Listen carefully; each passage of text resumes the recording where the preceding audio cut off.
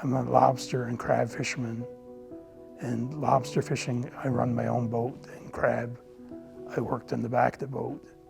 For 4 years before the transplant, I couldn't work on the back of the boat. I just didn't have enough energy to do that. I made it through fishing, and then I got an appointment with the kidney specialist. And when they found out I had 26% of kidney function, it was kind of a shock to me. And then they told me that when it went to 10%, I'd have to either go on dialysis or have a kidney transplant, which both scared the hell out of me. We heard from Byron that his kidneys were failing and he was going to need a transplant if he could get it. Basically, it became a competition between my other brother Gordon and I, who could be accepted to be a donor first. Then as we were going through the process, we figured we should both go through it at the same time in case one fell out. And at first they had come up with a spot on my lung, which was not an issue. In the end, it was completely benign, but it took me out of the list, and then Gordon was going forward on it. Unfortunately, then they found something else with him that he hasn't had any issues with, but it meant that he couldn't be a donor. So we were able to quickly get another doctor to look at the lung and sign off that this wasn't going to be an issue, and then I was back on. So I say I won the fight with my other brothers so I could do it, yeah.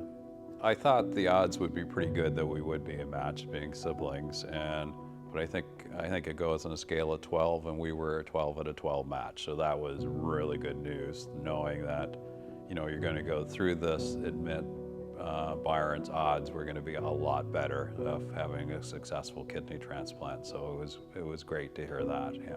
When my kidney function went to 10%, they had told me that I'd have a kidney transplant then, but they was still waiting and waiting. And I ended up having a heart attack because my kidney function was so poor, it put a strain on my heart. I don't think the donors themselves realize how much a gift it is, because it is a gift of a second life. Once you go on dialysis, you're not living, you're existing. And your life revolves around dialysis. When you got out of there, all you wanted to do was go home and sleep. And by the next day, halfway through the day, you were dragging pretty good. I mean, what's the old saying? It's always better to give than to receive. So it's great to be a donor and have that opportunity. And I guess this was the day after surgery. And I was still pretty groggy and out of it. But it was just fun being able to go up there, see him, and, say, it's good that you're doing so well and everything's working out.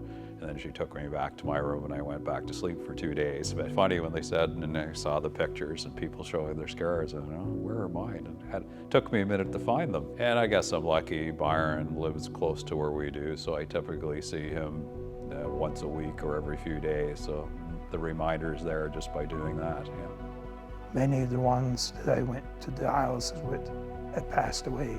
Going through dialysis, one of the nurses told me that how lucky I was, that most of them wouldn't be eligible or be able to get a kidney.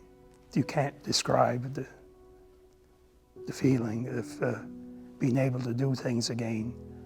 It's been 3 years since I had the transplant. The last 2 years, I fished again. It's one thing to retire when you want to retire, but when you are forced to retire, it's not the same thing.